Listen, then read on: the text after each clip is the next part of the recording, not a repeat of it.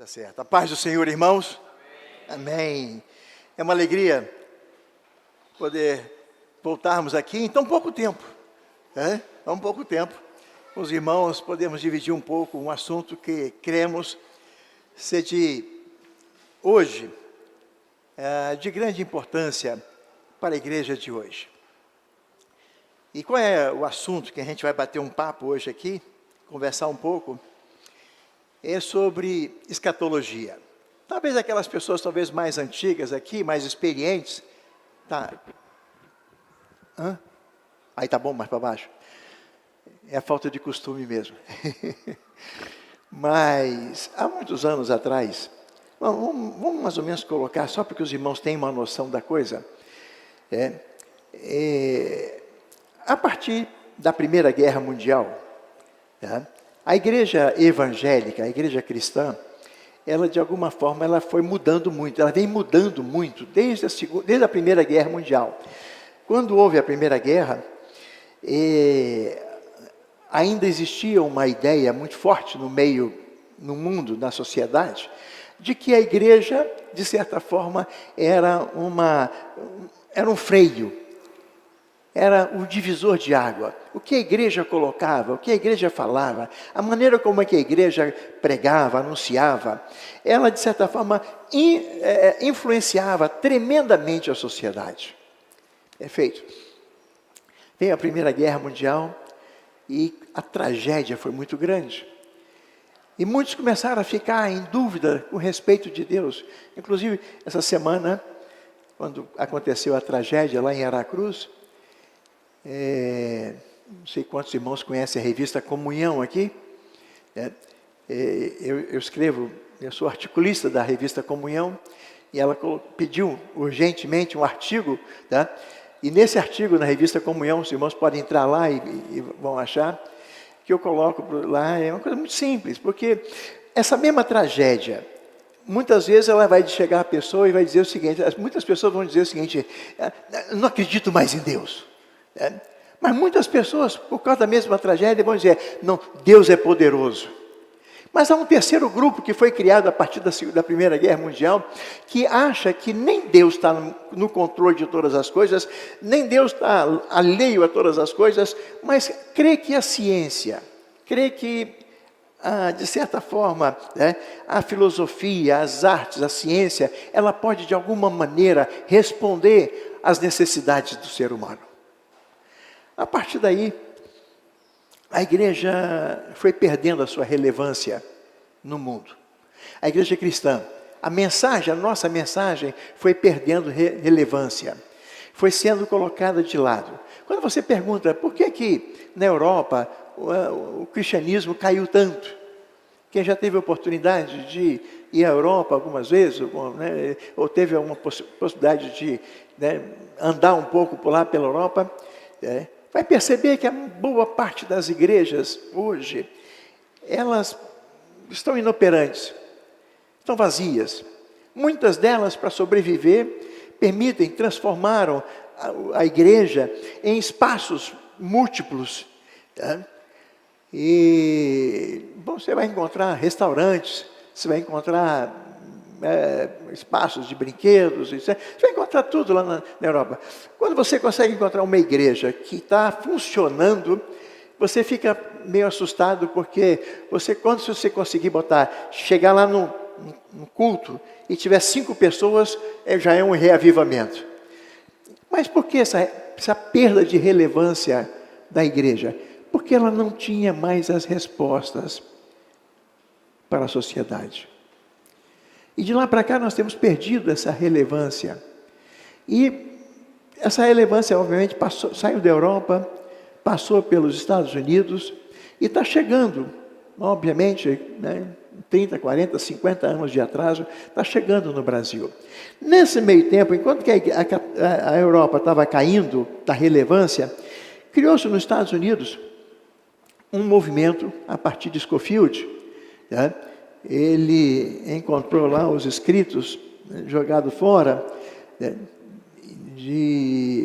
fugiu o nome agora, daqui a pouco eu lembro, mas, e aí ele começou a criar uma linha doutrinária conhecida muito, né, como o pré-milenismo. E o Scofield, ele criou nessa situação isso. Ele fez por ser um homem muito conhecido escreveu uma Bíblia só para isso, só com esse enfoque. Tá? E muitos outros escritores, Walvoort, vários escritores, eles começaram a escrever e encheram os Estados Unidos com essa ideia de que Jesus está voltando, e o milênio está acabando, e quando acabar, e veio 2000, uma coisa não aconteceu, e essas coisas todas, e as igrejas creram que de fato a volta de Cristo era extremamente iminente, e que nós já estávamos na última dispensação, e que a coisa iria realmente explodir, e Jesus ia voltar, ia governar. E o que é que nós estamos vendo nos Estados Unidos? É exatamente o contrário. A mesma frieza da Europa já chegou nos Estados Unidos, e o povo começou então a se questionar se de fato a igreja tem respostas para as ansiedades da sociedade de hoje. Será que nós não somos assim tão alienados que ainda acreditamos na Bíblia? É lógico que eu estou provocando vocês, mas essa questão é uma questão extremamente atual. E você percebe isso dentro das nossas próprias igrejas hoje. Você percebe que as igrejas estão chegando num ponto onde, de certa forma, ela mesma não tem respostas para as dificuldades que nós estamos passando na sociedade de hoje. E, obviamente, influenciado pela igreja americana, a igreja brasileira, as grandes heresias têm entrado em nossas igrejas através do louvor. Se você ainda lembra da primeira pergunta do catecismo, qual o fim principal do homem? Louvar, agradecer a Deus. É verdade. O louvor é a coisa mais importante na igreja. E aquilo que é mais importante da igreja, que nós às vezes, lógico, eu louvo a Deus porque as igrejas presbiterianas, as igrejas batistas mais tradicionais, metodistas, as igrejas mais históricas, elas ainda têm no culto a parte da palavra que tem um peso ainda considerável. Mas não é assim na maioria das igrejas evangélicas brasileiras. Não é. Eu estava conversando outro dia com o pastor Hernandes, e ele foi pregar, esqueci o nome da cidade, no interior aqui, tá? Foi em Nova Venécia. Ele foi pregar em Nova Venécia e juntou, imagina ali, pastor Hernandes se pregar em Nova Venécia, a cidade onde ele nasceu, aquela história toda, né? Fizeram um movimento, as igrejas lá muito grandes, então, e veio gente literalmente de todo o norte do estado, Minas, ali, e para lá, fizeram num pequeno no estádio, uma quadra coberta, fizeram lá, estava lotada. Bom, conclusão da história. O culto começou às 7 horas da noite. Quando foram passar a palavra para ele, já era 15:10. 7 horas. Quando passaram a palavra para o pastor Hernandes, era 15:10. E o pastor Hernandes virou para mim e falou assim: Zé, eu pensei muito sério em fazer oração, dar a bênção e terminar. Porque era o que tinha para fazer naquele instante. E por que isso? Porque as programações, elas começaram, de certa forma, a ter peso. Tá? Não sei, por favor, se tiver algum irmão pentecostal aqui, me perdoe, mas assim, eu amo, né, e não tenho nenhum problema em pregar em igrejas pentecostais, pelo contrário, né, eu gosto muito, né, são muito mais ativos ali, né, e às vezes quando a coisa está meio coisa, não ouviu o aleluia, né, aí a galera pula, né, está ali, né, mas é muito bom. Mas as oportunidades que muitas vezes vão aparecendo durante o culto e vai sendo dado, tá? E você faz com que muitas vezes a palavra ela se torna um apêndice muito pequeno e a instrução acaba sendo, obviamente, muito limitada. E o que o nosso inimigo tem feito nos dias de hoje? Nosso inimigo tem usado o louvor de forma estupidamente poderosa para introduzir nas nossas liturgias, nas nossas igrejas, exatamente as heresias.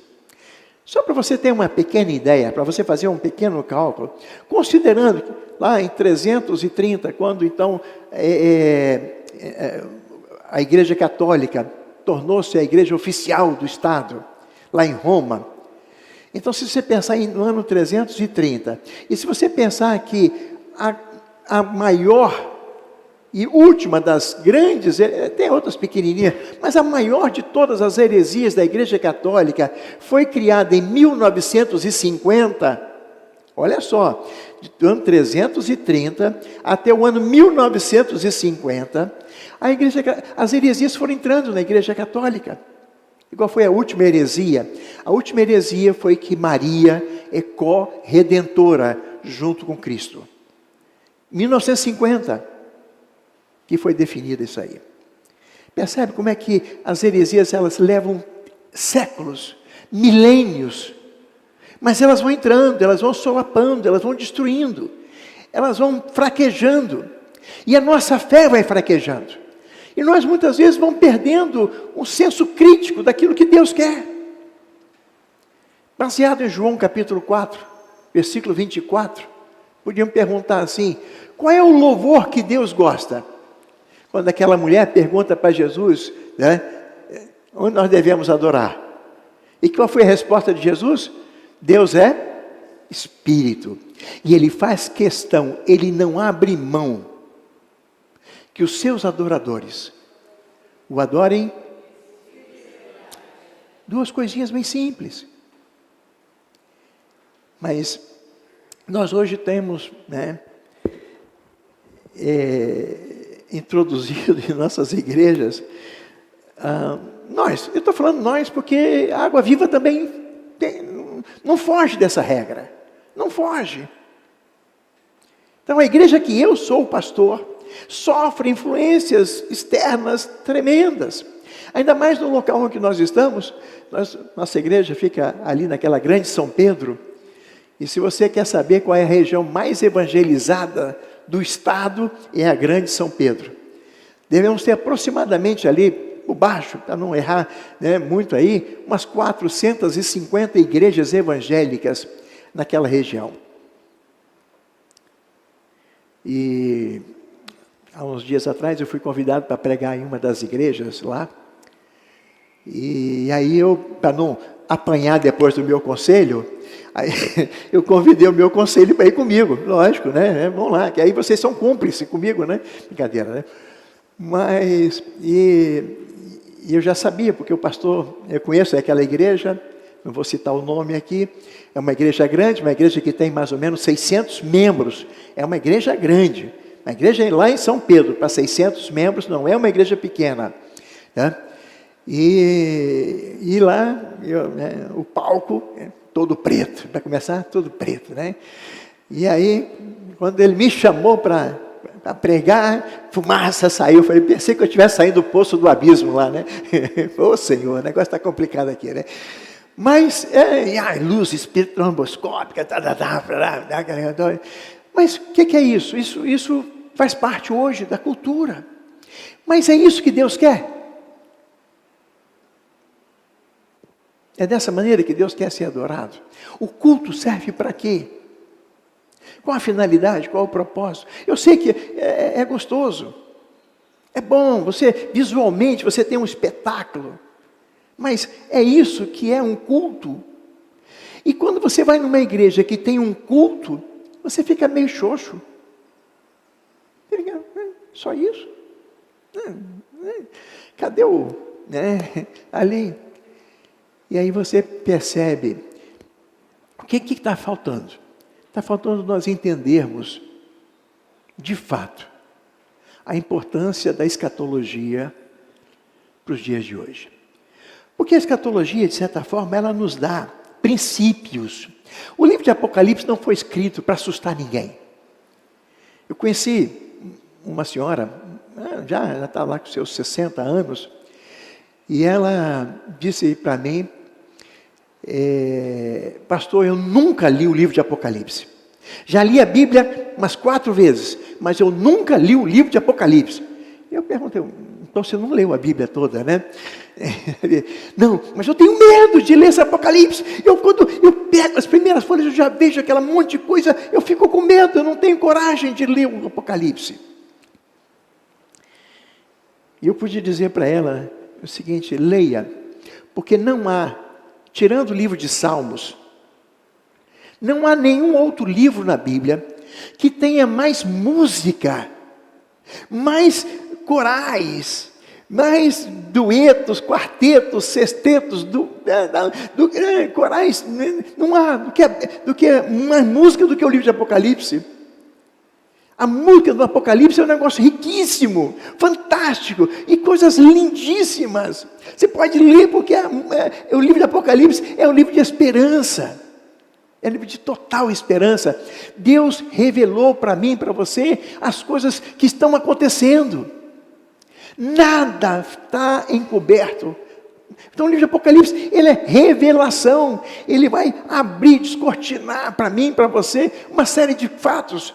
E o que o diabo tem feito nos nossos dias? Tem fechado isso aqui, tem parado. Então nós paramos de falar de Apocalipse, nós temos medo de Apocalipse, nós temos medo de qualquer coisa que se fala em escatologia, a gente fica meio complicado. Por quê?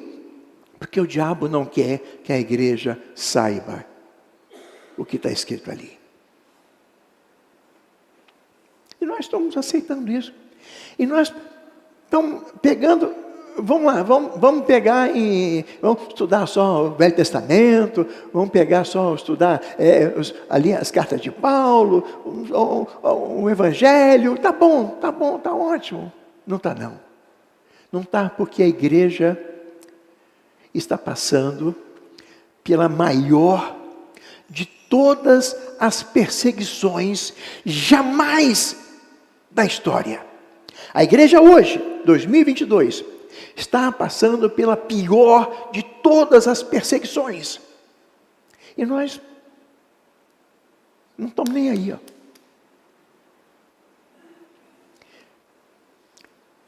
E por que a igreja está passando a pior de todas as perseguições nos dias de hoje?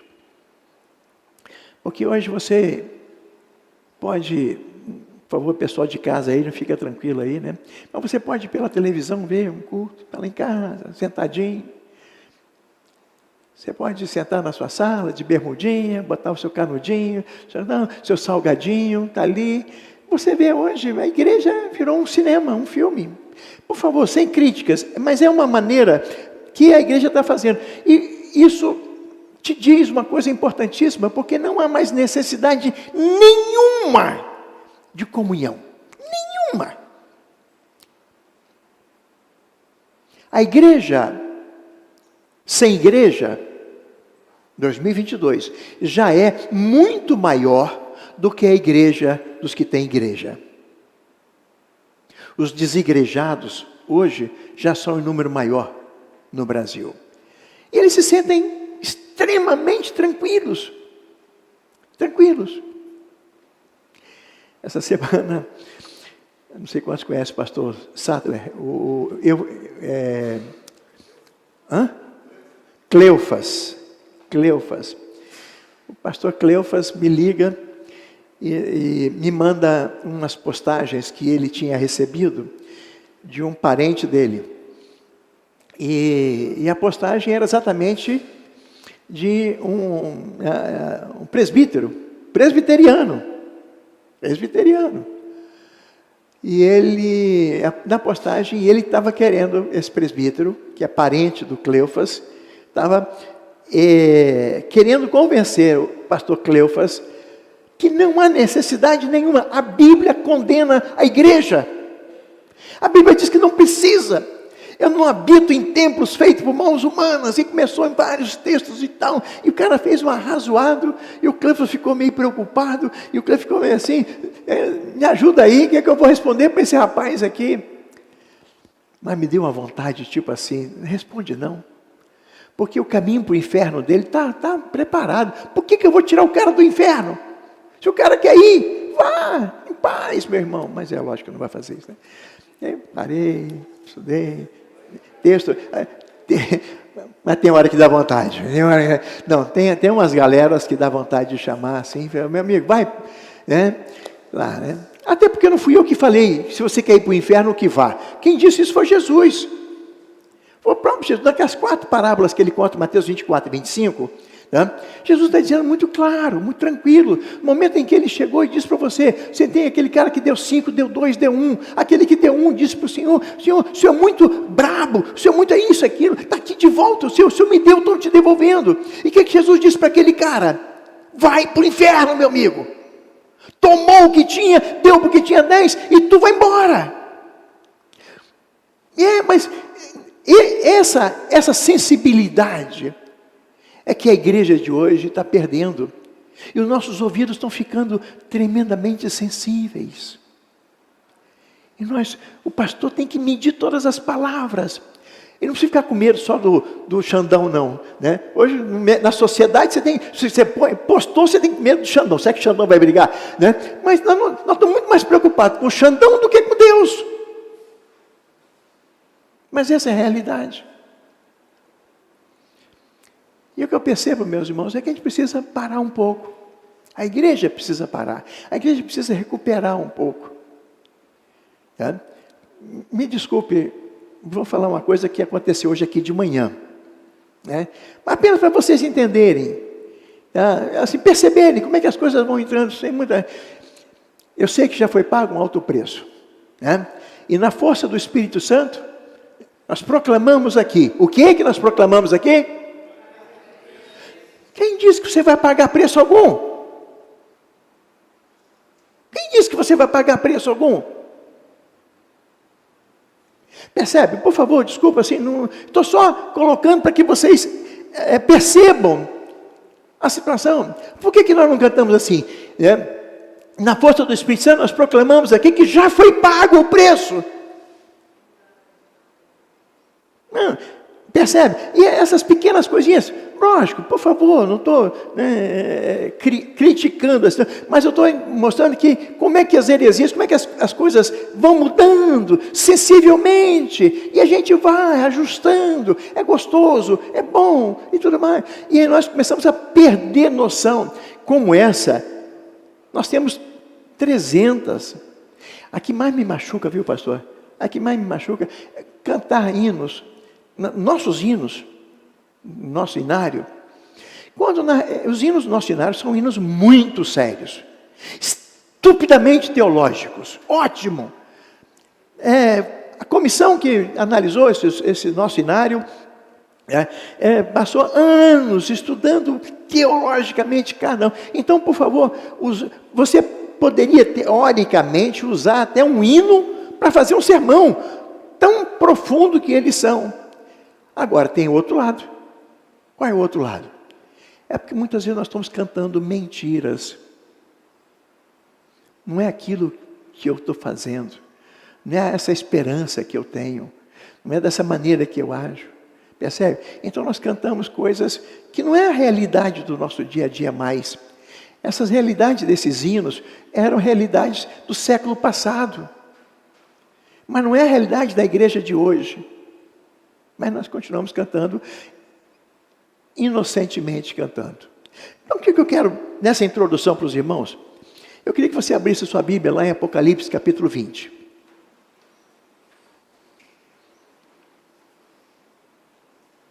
Eu queria que nós pudéssemos, só para vocês entenderem, eu vou tirar 4 lições do versículo 1 até o versículo 15. Eu sei que vocês sempre colocam ali, né? Então vai nos ajudar. Porque eu detesto ler a Bíblia. Então vamos lá, vamos começar ali com o versículo 1. Né? Então, nós vamos dividir do versículo 1 ao versículo 3, do versículo 4 ao versículo 6, do versículo 7 ao 11 e depois do 12 até o 15. Nós vamos dividir em 4 partes aí, para nós termos uma noção de 4 coisas importantes que a igreja está esquecendo hoje. 4 pontos fundamentais que nós não podemos de maneira nenhuma esquecer. Nós não podemos nenhuma da igreja abrir mão disso. Tá? Primeira grande verdade que a igreja de hoje está esquecendo. Vamos lá. Vi descer do céu um anjo que tinha uma chave do abismo e uma grande corrente. Versículo 2. E ele segurou o dragão, a antiga serpente. Vocês acreditam nisso? Vamos lá, vamos por partes. O diabo está preso? Vocês sabem? Não, então, ninguém precisa levantar a mão para não precisar ficar preocupado, né? Mas eu queria que você me dissesse hoje, com toda sinceridade, você acredita que o diabo está preso? Com tanta tragédia? Com tanta problema na sociedade? Com tantas dificuldades que nós estamos passando? Está preso? Essa talvez seja, irmãos, o ponto central de que a igreja está se esquecendo no dia de hoje. A pergunta talvez seja mais interessante tentar responder: quando que o diabo foi preso? Imagina aí, alguém tem ideia? Se ele está preso, quando que foi preso? Quem prendeu? Alguém tem arrisca aí? Alguém arrisca? Um ponto na prova final? Sim, ele foi preso quando Jesus esteve aqui. Lá em Mateus 12, de maneira muito clara: ninguém pode entrar na casa do valente sem primeiro fazer o quê? Amarrar. Ninguém pode. Como é que alguém pode entrar na casa do valente sem primeiro amarrá-lo? É verdade que a briga está ali, que Jesus havia expulsado um demônio, e a galera estava dizendo: você expulsou o demônio por Beelzebu. Aí Jesus falou: cara, se eu fosse do mesmo time do Beelzebu, eu estava batendo de frente com Beelzebu. Eu não vou. E casa dividida não funciona. Agora, tem uma coisa, deixa eu explicar para vocês uma coisa muito clara. Tá? É que eu estou entrando, porque agora eu estou estabelecendo, a partir de agora, o reino. Esse reino está sendo um outro tipo de reino. E a partir desse momento, desse instante, então, o diabo foi amarrado. Obviamente não vou entrar aqui em detalhes da questão da palavra prendeu, do verbo deu no grego, ali. É mais ou menos para que vocês tenham uma ideia. O prender é limitar a sua ação. O diabo hoje tem limites. O diabo hoje não tem todo o poder que ele sempre teve quando foi um anjo de luz, o Lúcifer. Tá? O diabo hoje, ele está limitado. Ele pode sair daqui e vir até aqui, mas daqui ele não passa. Deus, através de Jesus, através do seu sacrifício, através da sua morte, através da sua ressurreição, como ele diz lá em Colossenses, ele prendeu na cruz todos, protestados.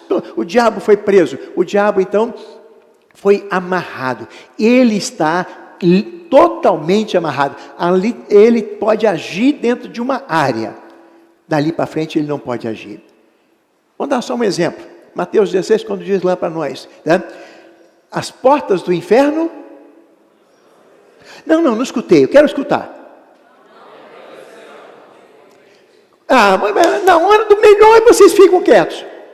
Não prevalecerão? Sentiu agora? Eu sei que vocês estão meio com medo. Imagina você dizer para mim que o inferno não vai aguentar a igreja. Eu fico... Como é que o Brasil vai jogar sem Neymar? Não tem como. Como é que... Você acha que eu vou conseguir entrar no inferno e vou tirar as almas do inferno?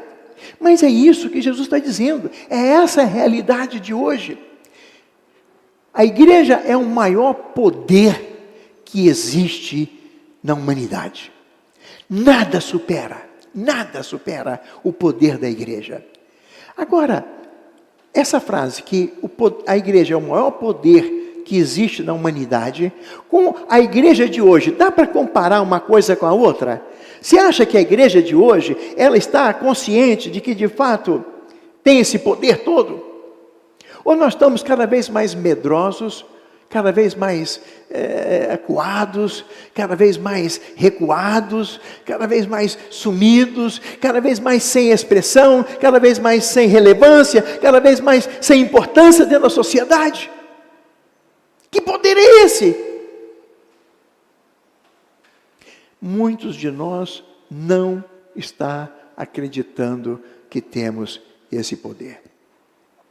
Você tem esse poder. Você tem.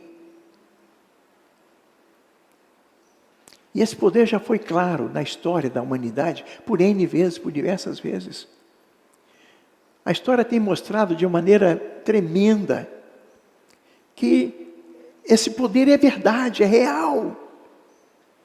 Mas parece que hoje nós não cremos mais nisso. A igreja de hoje, ela está acreditando muito mais no poder do pregador, no poder da sociedade, no poder da união, no poder do dinheiro, no poder disso aqui. Quer dizer, mas tem esquecido que o diabo está amarrado e nós temos o poder.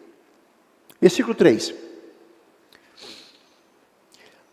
Lançou no abismo, fechou, pôs o selo sobre ele, para que não mais enganasse as nações até que completasse os 1000 anos. Depois disso, é necessário que ele fosse solto por pouco tempo.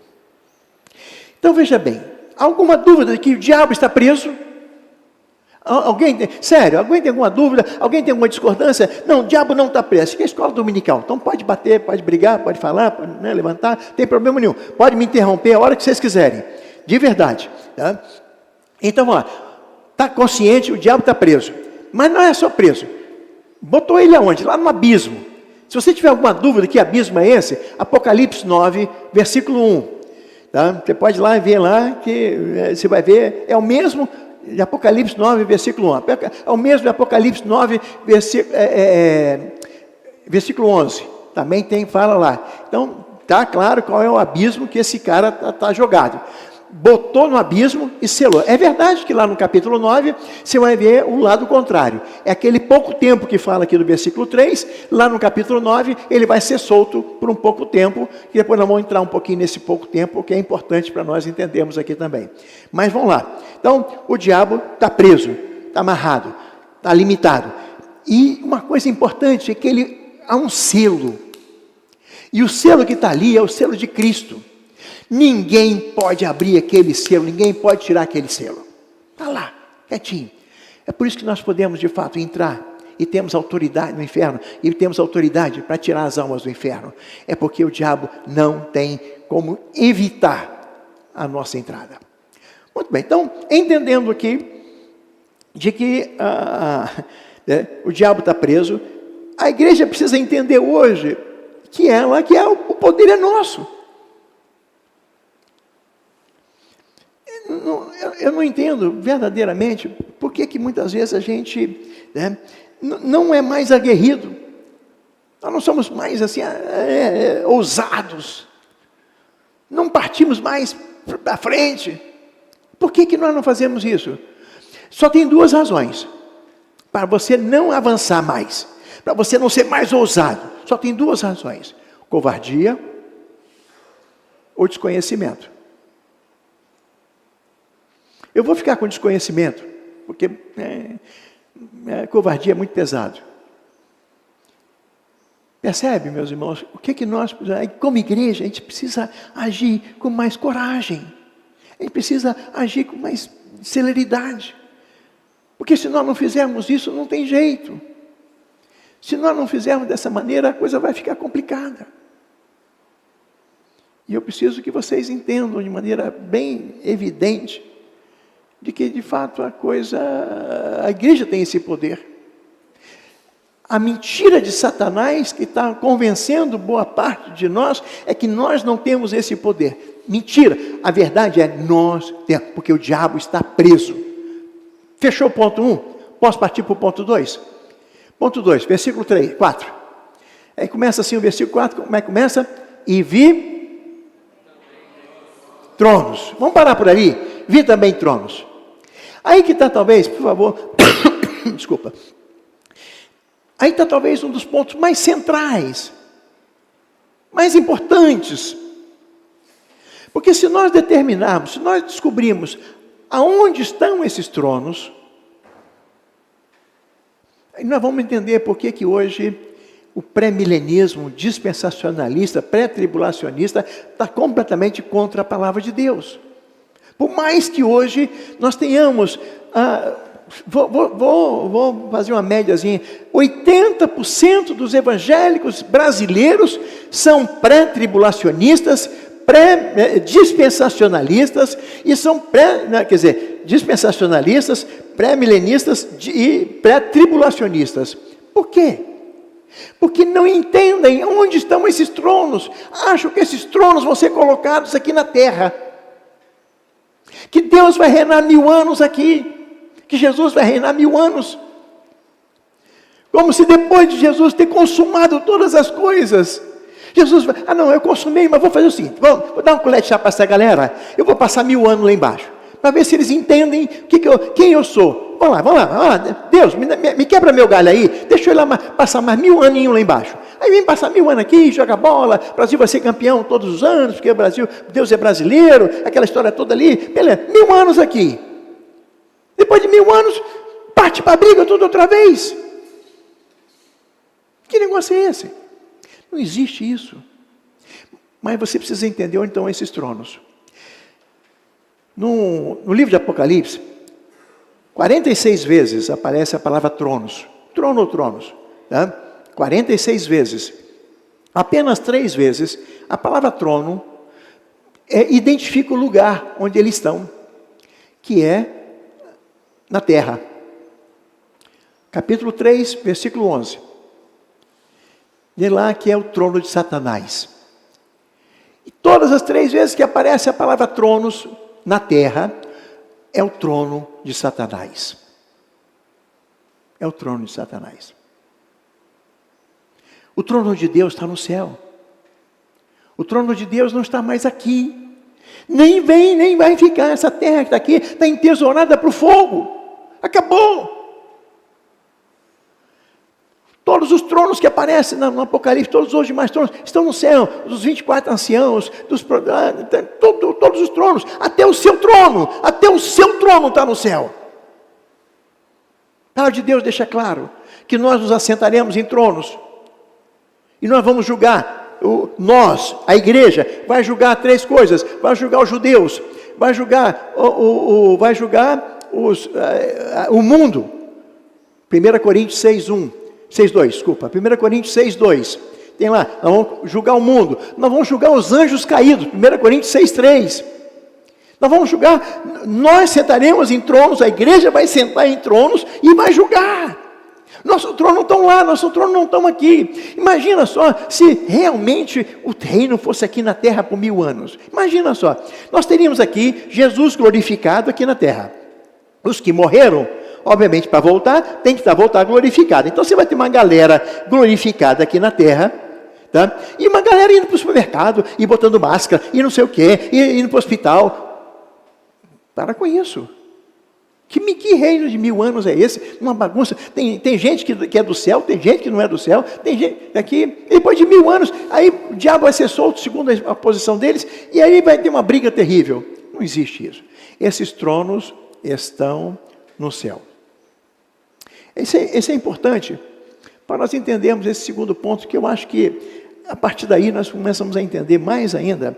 Deixa eu tomar só um pouquinho de água aqui, meus irmãos.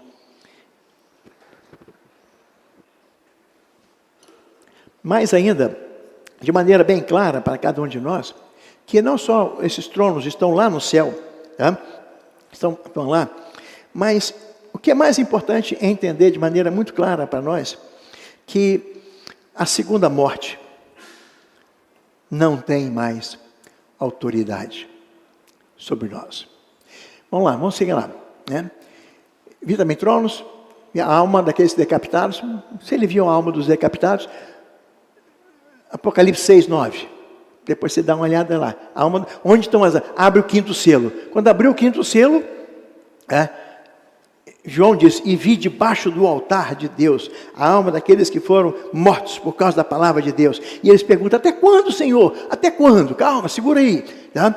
Tantos quantos não adoraram a besta, nem tampouco sua imagem, não receberam na marca na fronte e viveram e reinaram com Cristo durante 1000 anos. É óbvio que 1000 anos aí é uma linguagem totalmente simbólica, que é um período que vai desde a morte de Cristo, desde a ressurreição de Cristo, até a sua segunda vinda. Esse período é o milênio. Estamos no milênio. Eu gosto muito William Hendricks. William Hendricks, ele tem um livro, Mais do que Vencedores. Se você puder comprar, quiser usar, é um dos principais livros, né? É um livro bem fininho. E ele mesmo disse uma coisa muito interessante, que ele detesta a palavra amilenista, que foi cunhada, né? E ele se chama, e ele se coloca, eu sou milenista. Existe o milênio, nós estamos no milênio. Tá? Passa para 5 agora. Versículo 5. Os restantes dos mortos não reviveram até se completassem, e esta é a primeira ressurreição. Vamos deixar bem claro aqui, meus irmãos, porque nós precisamos entender uma coisa muito clara a respeito de nosso estado de hoje. A igreja está se esquecendo de qual é o estado que ela está nos dias de hoje. Sério. Me permite contar uma experiênciazinha muito interessante, né? Alguns anos atrás, eu terminei, mais ou menos na metade do culto, quase no final do culto já, do sermão, entraram 2 senhoras na igreja. Sentaram lá atrás. Tá? Bom, eu terminei o culto, aquele negócio todo, né? E como eu sempre faço, eu vou à porta cumprimentar os irmãos, e essas senhoras chegaram logo, estavam lá atrás, chegaram ali, e eu percebi que elas estavam assim com a mão, alguma coisa na mão, né? E elas viraram para nós, as 2 senhoras virou para mim e falou assim: pastor, eu queria que o senhor orasse por mim. Mas naquele momento é ruim, uma pessoa atrás da outra ali, eu virei para aquelas 2 senhoras e falei assim: as senhoras podem ficar aqui, esperando só um bocadinho aqui do lado, né? Deixa eu cumprimentar, e eu vou conversar com a senhora, vamos orar sim. Bom, aí eu cumprimentei, isso aqui e tal. Passou o tempo, eu chamei as 2 senhoras, e aí o gabinete meu ficava próximo da porta, e eu falei: vamos lá no gabinete, que aqui não dá para conversar, vamos lá que eu vou lá com a senhora. Chamei um presbítero que estava comigo, vamos lá, vamos sentar aqui para orar. E qual foi a minha surpresa?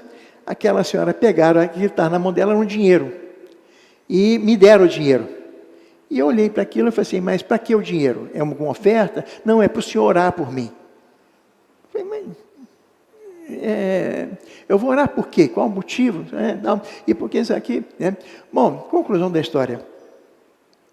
Tem muita gente hoje que é crente. Tem muita gente hoje que conhece a palavra de Deus.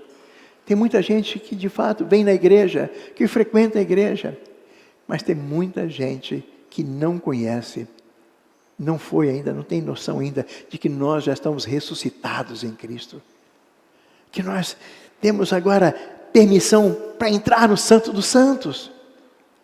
Que nós podemos de fato, né, agir como filhos. Nós não somos mais servos, apesar de, né, agirmos como servos enquanto estivermos aqui, mas nós somos filhos de Deus, especiais. Nós temos acesso ao Pai. E tem muita gente que não crê, não se sente dessa maneira. Eu sei que isso varia um pouco com a questão cultural, mas, meus irmãos, eu percebo que nós, muitas vezes, temos medo de falar com Deus, porque nós não temos consciência da nossa ressurreição. A Bíblia, versículo 6 abaixo aí, vai falar: bem-aventurado aqueles porque não terão parte da segunda, na segunda ressurreição. Primeira e segunda. Qual é a primeira ressurreição? A primeira ressurreição é óbvio, é claro, inequívoco, é porque todos nós nascemos em pecado, nós nascemos mortos em nossos delitos e pecados, mas Deus nos deu vida. Essa é a primeira ressurreição. Não depende 1 milímetro do nosso esforço. Uma vez salvos, aí sim, aí muda completamente a história. O apóstolo Paulo nos diz lá em Efésios capítulo 2, pode ler o capítulo 2 todo, quando chegar no capítulo 10, nós fomos salvos para as boas obras preparadas de Deus. Tem muita gente que acha que foi salvo, mas não completa. Tem muita gente que acha que está enxertado na videira, mas não produz fruto. Não se engane. Não vivam um sonho absurdo. Se você está enxertado na videira, vai produzir fruto. Ah, pastor, mas eu estou há 15 anos nessa igreja, eu nunca trouxe ninguém para o Evangelho. Reavalie a sua primeira ressurreição. Estou falando sério. Sério. Você está tendo chance de reavaliar, porque aquele que está enxertado, aquele a qual foi salvo por Cristo, aquele que foi transformado pelo poder de Deus, esse foi salvo para as boas obras, preparadas de antemão, para que andássemos nela. A quarta e última parábola que eu disse lá em Mateus 25, a segunda parábola, do 24 ainda, no servo mau, bom e mau. Lá em Mateus 24, 46, 48, que eu até falei aqui nessa igreja, aqui, a última vez que eu estive aqui. Tá? Diz lá de maneira muito clara, que bem-aventurado aquele a quem o seu Senhor, quando voltar, o encontrar fazendo assim. Percebe? Crente não pode parar. Crente não pode desistir, não pode recuar. Nós não somos daqueles, como diz o autor de Hebreus, nós não somos daqueles que retroagem, que retrocedem, mas nós somos daqueles que avançam. A primeira ressurreição te dá energia suficiente para você ser cristão. Segunda grande verdade que a igreja de hoje está esquecendo: energia ilimitada. Ilimitada, para você seguir adiante. Ah, já estou com 60 anos, deixar que essa garotada nova, não existe isso, não existe. Esteja você com 99 anos, eu só digo o seguinte: se você passar de 140 anos, aí você pode pensar em diminuir um pouquinho, mas até 140 anos, você tem que trabalhar. É assim que funciona. Essa é a mensagem da Bíblia para nós. A primeira ressurreição é combustível suficiente para te levar à eternidade. Não joga fora essa energia da primeira ressurreição. Combinado? Beleza? Podemos passar para o terceiro? Vamos lá para o versículo 7. Vai passar, 7. Quando, porém, completaram os 1000 anos, Satanás será solto da sua prisão. Continuou, 8. Vamos lá até o 11 aqui, só para a gente fechar aqui. 8. E sairá e seduzir as nações dos 4 cantos da terra, Gog e Magog, reuni-las, peleja, o número dessas é como a areia do mar. 9. Marcharam então pela superfície da terra, sitiaram o acampamento dos santos, cidade querida, desceu, fogo do céu, consumiu, mais ainda, 10 e 11. O diabo, aí agora, lá, o diabo, o sedutor deles, foi lançado para dentro do lago de fogo e enxofre, onde já se encontra a besta e o falso profeta. Para só um pouquinho aqui. Capítulo 19, versículo 21. Você tem como botar aí? 19, 21. Volta atrás um pouquinho aí. Os restantes foram mortos com a espada, será? 20. Volta um atrás. Aí. A besta foi aprisionada e com ela o falso profeta, que com sinais feitos diante dela, seduziu aqueles que receberam a marca da besta. Vamos lá. Os dois, isso é 19, hein, gente? Tá? Que, lembra que eu falei aí? Né? 19 é o final. Né? Os dois foram lançados vivos dentro do lago de fogo e água. Muito bem, volta agora para o 20, 10. Então, a besta e o falso profeta já estão lá. Tá? Agora, a besta e o falso profeta, agora quem vai para lá também é o diabo. Agora é o diabo. O que eu quero colocar para vocês nisso aqui que é importante? O juízo já está feito. Meus irmãos, é impressionante como nós muitas vezes não temos noção de que o mundo já acabou. Quer dizer, o Kairos já acabou. Nós temos apenas o Cronos, está seguindo um pouquinho adiante do Cronos, mas o Kairos já acabou. Não há como mudar absolutamente nada na história de Deus. Não há. Entendam de uma vez por todas que nós não somos vencedores. Como diz Paulo em Romanos 8, nós somos o quê? Eu guardo essa expressão porque é como se você estivesse dentro de um mar e viesse uma onda muito grande.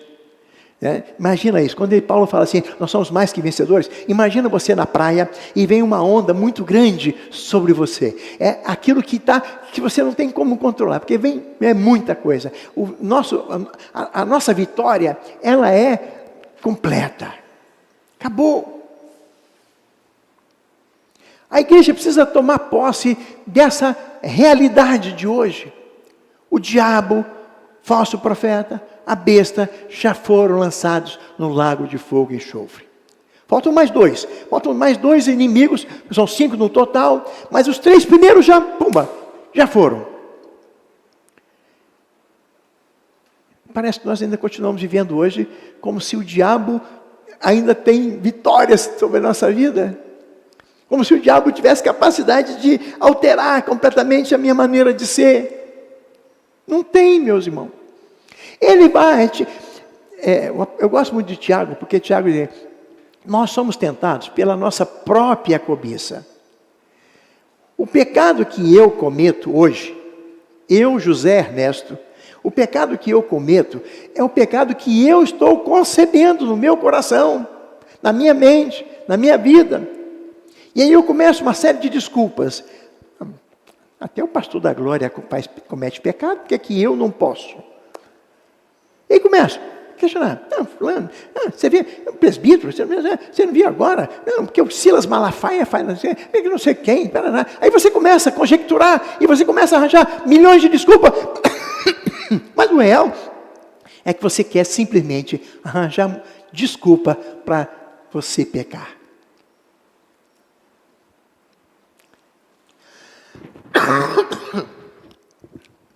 Percebe, meus irmãos? É um versículo muito difícil. Eu queria que vocês entendessem de maneira muito clara. Lá em 1 Coríntios, capítulo 10, versículo 11. Diz de maneira clara que nenhuma tentação, ela vem além das minhas forças, das suas forças. Não vem. Nós temos, percebe? As tentações, elas vêm. É verdade que eu, por causa da minha natureza pecaminosa, é diferente. É aquilo que Paulo diz, a carne e o espírito. Há uma luta terrível, tremenda, entre a carne e o espírito. Com grandes possibilidades, com maiores possibilidades, da carne vencer. Por quê? Porque eu alimento. Eu alimento a carne. O que nós vamos entender é que o fato de já estar tudo resolvido, o fato de já estar tudo decidido, nos dá garantia de vitória. E eu não preciso ficar arranjando desculpa para Deus para justificar as minhas falhas. O que eu preciso é entender que daqui para frente a minha vida tem que ser norteada por aquilo que eu sei, por aquilo que eu conheço, por aquilo que eu faço, por aquilo que eu não sou. Se eu sou vencedor, eu não posso ter atitude de perdedor. Se eu de fato entendo que o diabo já foi lançado, a besta já foi lançada, o falso profeta já foi lançado no fogo, falta só o inferno e a morte. Isso nós vamos ver daqui na frente. Mas se você perceber que Deus está fazendo uma faxina, Deus está limpando tudo, Deus está resolvendo todas as coisas para nós. Mas, desculpa a expressão, mas nós continuamos ainda com aquele sentido brasileiro de vira-lata. Alguém disse que isso é verdade, né? Nós somos sempre os piores em tudo. Nós sempre não conseguimos ter orgulho daquilo que nós somos, daquilo que nós temos. E aí o que acontece? Nós muitas vezes perdemos antes de entrar no jogo. Entra no jogo como vencedor. Levanta a cabeça. Levanta a cabeça. Porque de fato você é vencedor. Quarto e último ponto, a partir do versículo 12. Então agora, eu queria que... Versículo 12. Irmãos mortos, grandes, pequenos. Tá? Eu queria só abrir-se livros. Ainda outro livro. O livro da vida. E foram julgados. Apesar do julgamento final ser universal, o julgamento final é individual. Individual. Nós estaremos ali para sermos julgados. Por isso que, talvez respondendo alguma pergunta que você esteja na dor, eu morro, eu vou para onde? Tá? Quem morre, cujo nome está no livro da vida, já está no céu. já está no céu. Quem morre, e o livro está nos outros livros, já está no inferno. Porém, ainda quem está no céu ou quem está no inferno, não estão gozando, né, da totalidade do inferno ou do céu.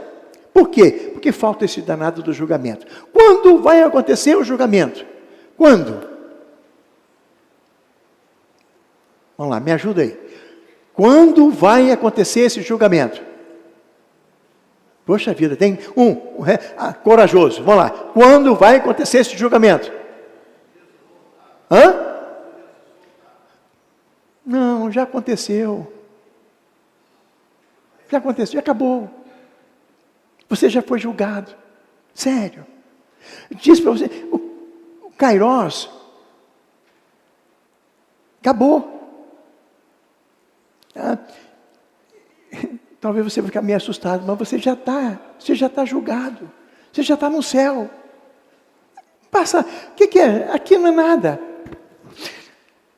Todos nós seremos de Adão, ou talvez, considerando melhor, Abel, que foi o primeiro que morreu, tá? Então, de Abel até o último que morrer, estarão todos rigorosamente juntos no céu, juntos. Ninguém vai chegar na frente, ninguém vai chegar atrás, ninguém vai chegar depois ou antes. Todos estão chegando no Kairos de Deus ao mesmo tempo. Seremos julgados ao mesmo tempo, tudo ao mesmo tempo. Essas coisas funcionam assim no céu. Percebe? Por isso que nós não podemos estar preocupados com coisas que de fato não existem mais. Quando nós não temos conhecimento da escatologia, nós ficamos vivendo numa angústia. Fui visitar um senhor no hospital, e a esposa dele virou para mim e perguntou: pastor, será que ele vai para o céu? E era um homem de igreja, um homem crente. E a esposa está da dúvida: será que ele vai para o céu? Não, minha irmã, ele não vai para o céu. Ele já está no céu. É diferente. Nós colocamos os verbos ainda, passado, presente, futuro. Porque isso no Cronos é assim. Mas no Kairos não tem nada disso. Presente, passado, futuro é a mesma coisa. Vai, meu irmão.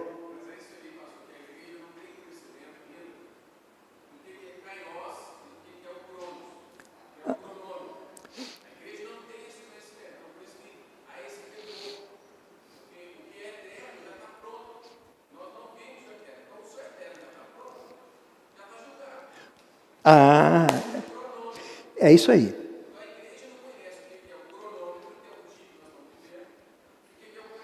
Perfeito.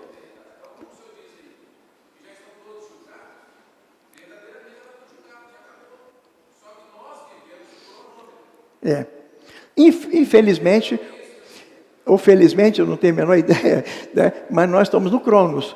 Ainda está passando um tempo aqui, e isso, a nossa mente é finita, é cronológica.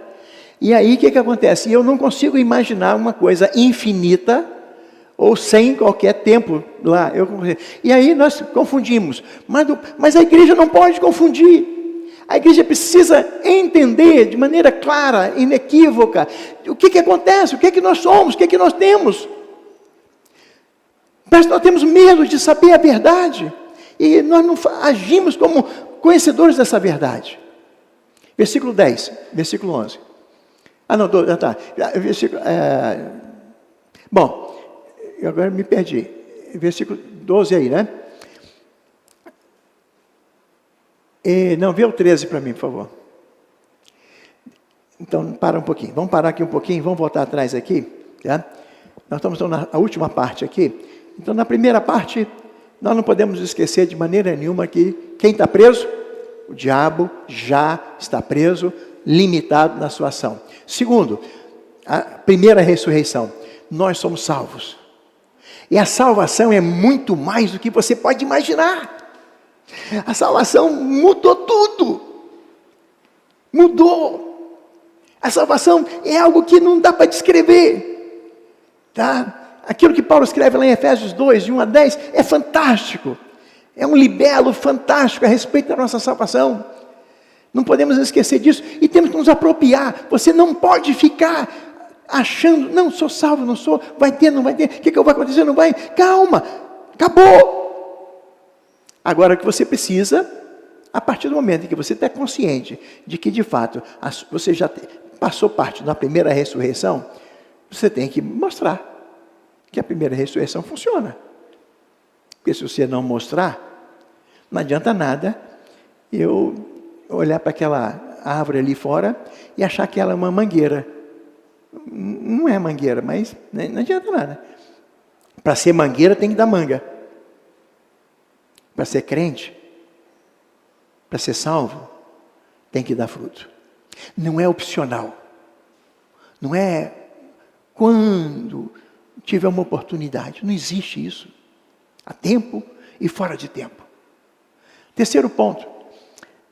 O fato do diabo ter sido jogado no lago de fogo, enxofre. A vitória é nossa. Toma posse dessa vitória, meu irmão. Toma posse. Por que você tem que tomar posse? Por uma razão muito simples. Porque ela é sua. Ela é sua. Não precisa sair daqui com o nariz empinadinho agora, né? Sou torcedor do Flamengo, pronto. Né? Tem que ser, né? Flamengo, só o senhor do Flamengo tem. Hã? Torcedor do Flamengo é mais que vencedor.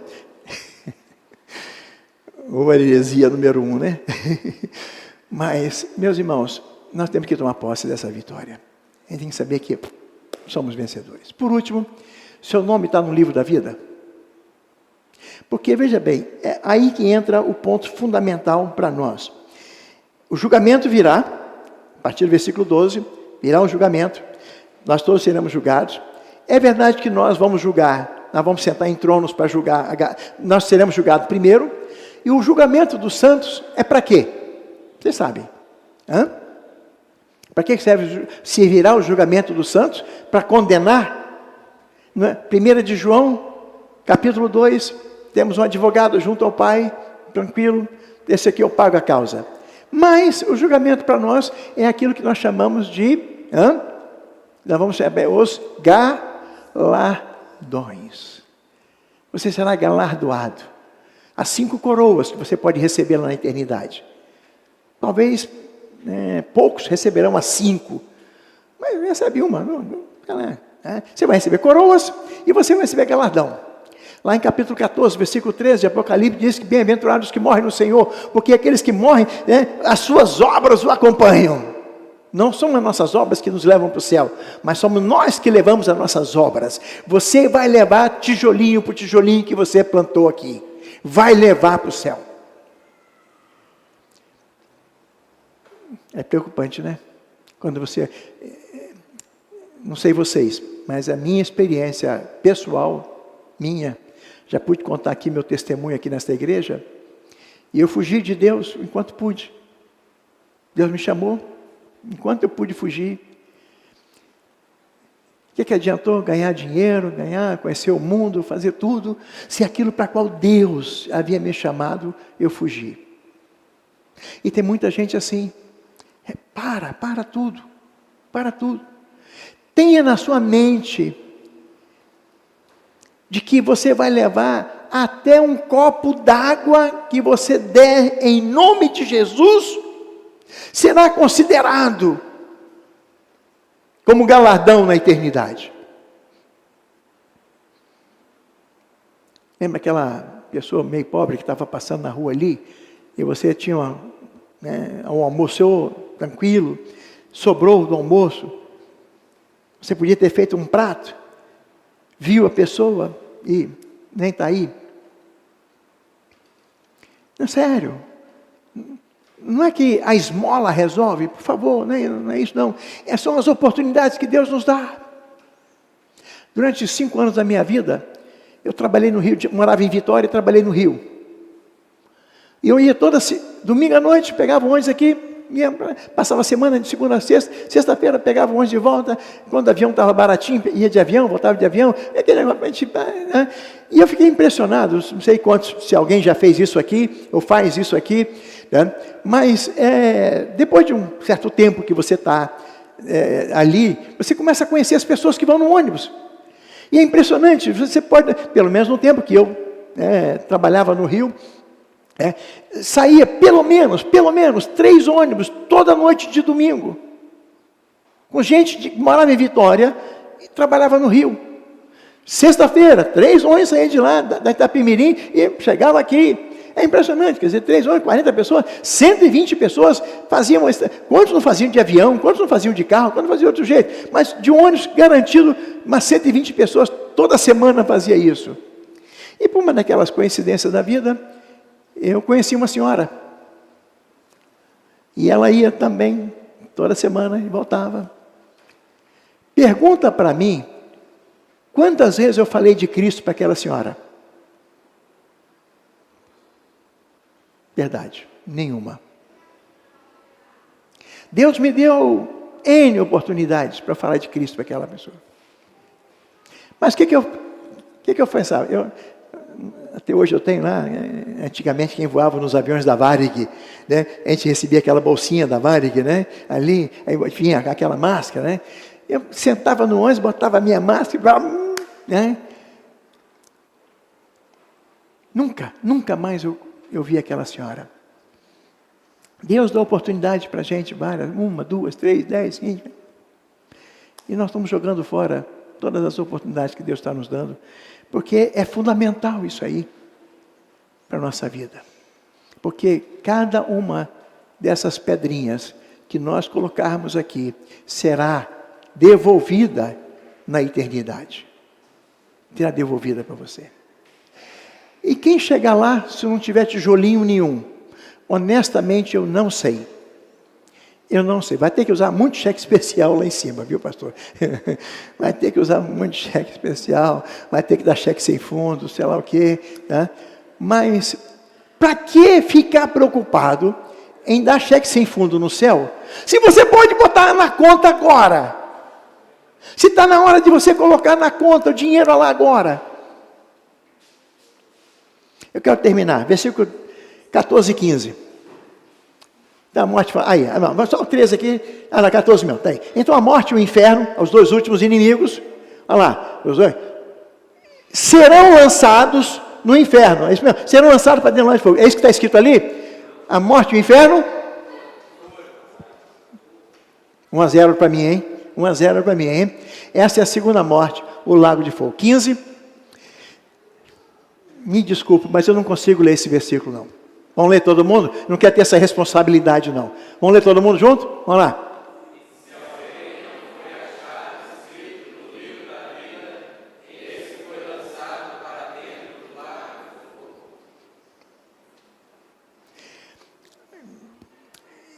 Eu gosto demais do português.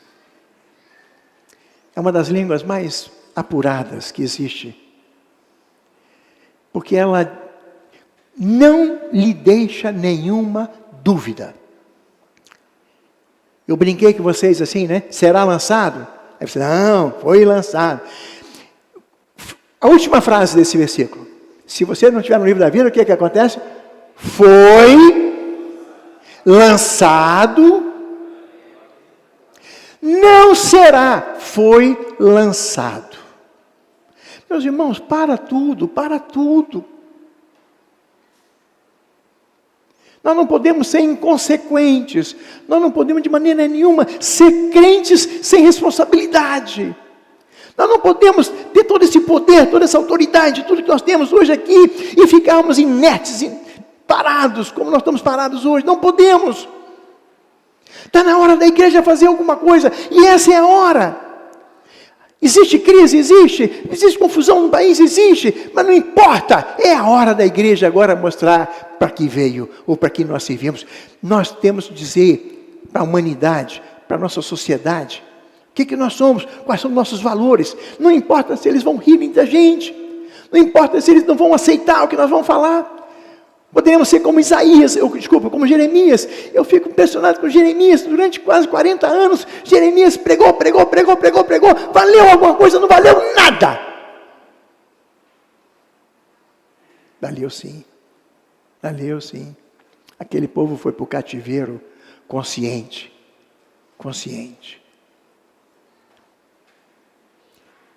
Aqueles que o nome não for achado no livro da vida, vão ter que ir para o inferno conscientemente. Eu sei que lá em Romanos capítulo 1, o apóstolo Paulo diz que a própria natureza mostra quem é Deus. Mas é muito melhor se você puder, através da sua vida, da sua maneira de agir, de ser, da sua fala, de todas as possibilidades que você tem, você chegar para as pessoas que estão em sua volta, você não pode deixar de dizer para elas, vocês estão indo para o inferno. Se elas não te ouvirem, não importa. Mas nós precisamos anunciar as verdades de Deus. Para que serve a escatologia? Para nos mostrar quem somos. Para nos mostrar as circunstâncias. Para nos mostrar a nossa responsabilidade para com o mundo de hoje. A opção é sua. A opção é sua. Eu sei que a vontade é uma, mas muitas vezes aquilo que nós fazemos é outra coisa. Mas nós temos que parar e pensar. Não é brincadeira. Ser crente não é brincadeira. Quando eu falei a respeito do nosso louvor, nosso culto, da nossa liturgia, por mais que ela seja chata, por mais que ela seja sem sal, por mais que ela seja, eu gosto de ir lá na missão, porque na missão eu pulo, né? Vai para a missão, pô. Vai, não tem problema não. Tem gente da missão que vai para o céu? Sim, é óbvio que tem. Mas qual é o seu propósito de vida? Não é agradar a Deus? Então faça aquilo que agrade a Deus. Faça o que agrada a Deus. O dia que eu fui pregar na missão, viu, pastor? Eu sou muito amigo do Simon, né? E o dia que eu fui pregar na missão, e eu fiquei impressionado, porque que tinha de presbiteriano lá? Oh, Senhor! Com tanta alimentação, com tantos pastos verdejantes, o cara vai lá para o deserto. Tem lá, paciência, vai comer calango no deserto. O que tem de crente comendo calango no deserto, vou fazer o quê? Vai conseguir sobreviver? Vai para o céu? Vai! Por favor, céu não tem a ver nada, mas faça aquilo para qual Deus te chamou. Faz. Saia daqui consciente hoje. Saia daqui consciente com essa responsabilidade que você tem, que essa igreja tem, para, de fato, entender que o mundo já acabou. Nós estamos no finalmente. Não jogue fora a oportunidade que Deus está lhe dando. Amém? Podemos orar? Pai querido, a Tua palavra às vezes é dura. Mas como a Tua palavra mesmo nos diz, ela é como uma espada que separa as nossas dúvidas das nossas verdades. Pai, que saiamos daqui hoje imbuídos, conscientes da necessidade que temos de nos portarmos e sermos cristãos verdadeiros para o Teu inteiro agrado. Faz isso com a gente. É o que lhe pedimos em nome de Jesus. Amém. Eu pisei na bola só numa coisinha. Os irmãos, é que eu tinha pensado em dar um tempinho para pergunta, se alguém quisesse. Mas não sei se vai, eu gastei, vocês não falaram nada, eu falei demais, né? Não sei se tem 5 minutinhos. Então, são 15 para as 11 no meu relógio aqui. Se alguém tem alguma pergunta, alguém quer alguma contribuição, por favor, pode. Vamos dar colher de chá. Nada? Eu já estava indo.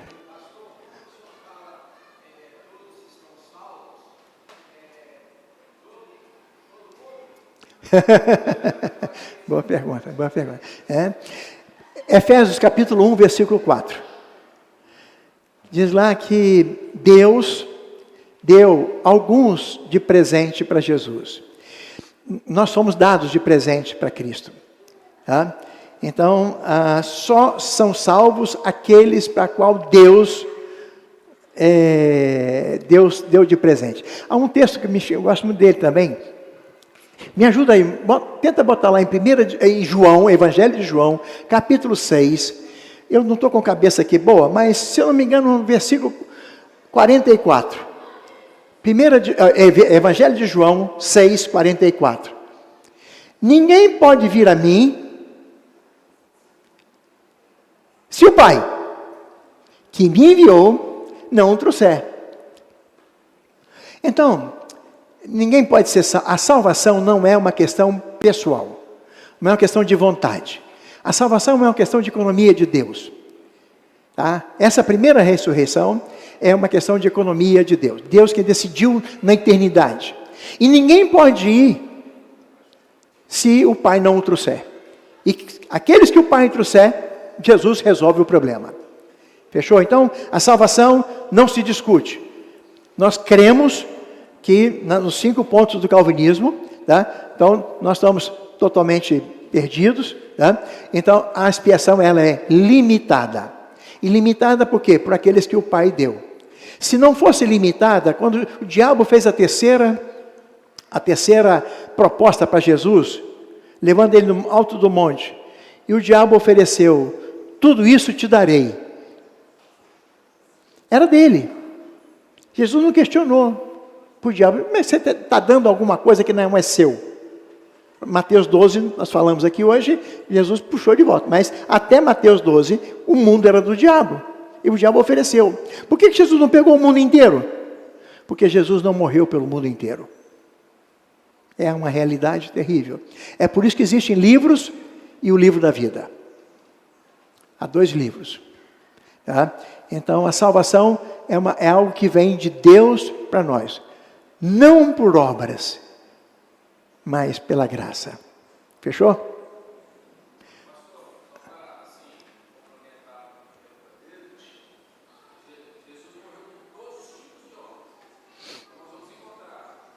Principalmente pelos muitos pecadores como nós. Sim.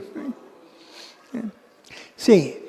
O sacrifício de Cristo foi suficiente para salvar toda a humanidade. Mas só foi eficiente naqueles que o Pai deu para ele. Fechou? Vai, minha irmã. Mas fica em pé e mais alto aqui. Pois não.